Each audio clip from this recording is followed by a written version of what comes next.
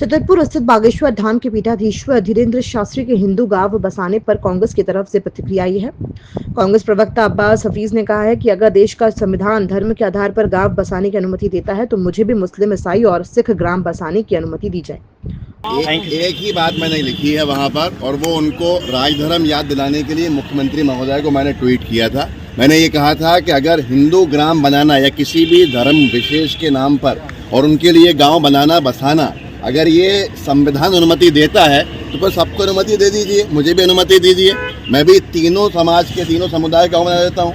सिख समुदाय के गाँव, ईसाई समुदाय के गाँव और मुस्लिम समुदाय के गाँव। क्या ये संविधान सम्मत है? मुख्यमंत्री महोदय सवाल किया है मैंने, और उनको इस पर स्पष्टीकरण देना चाहिए, क्योंकि वो मध्य प्रदेश के गृह विभाग के गृह मंत्री भी हैं। इतनी सी बात है और कोई बात नहीं। हफीज ने शास्त्री के ट्वीट को टैग करते हुए शुक्रवार को मुख्यमंत्री डॉक्टर मोहन यादव से ये मांग की है।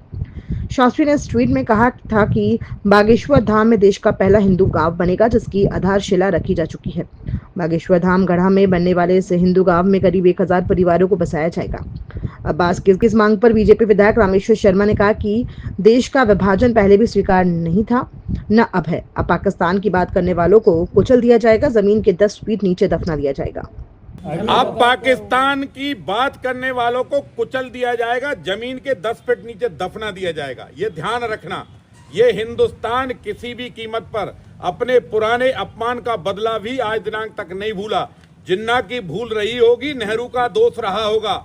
पहले जो बंटवारा हुआ वो आज भी हिंदुस्तानियों को पसंद नहीं है। आज भी हमारे अंदर भगत सिंह की आत्मा बोलती है कि जिस जमीन पर खड़े होकर भगत सिंह ने आजादी का जश्न मनाया था, आजादी की घोषणा की थी, वो नहीं हुई पूरी। आज भी हेमू कालानी को हमें बारंबार याद करते हैं। आज भी राम के बेटे लब के लाहौर को हम बारंबार याद करते हैं।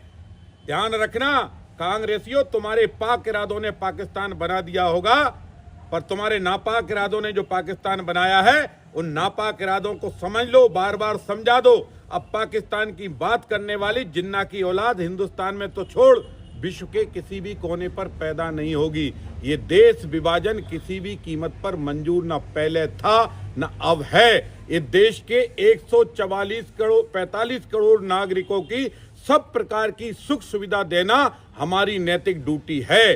जो देश के साथ चलेगा हम उसके कदम धोकर पिएंगे, जो देश से गद्दारी करेगा उसके हाथ पैर तोड़ देंगे।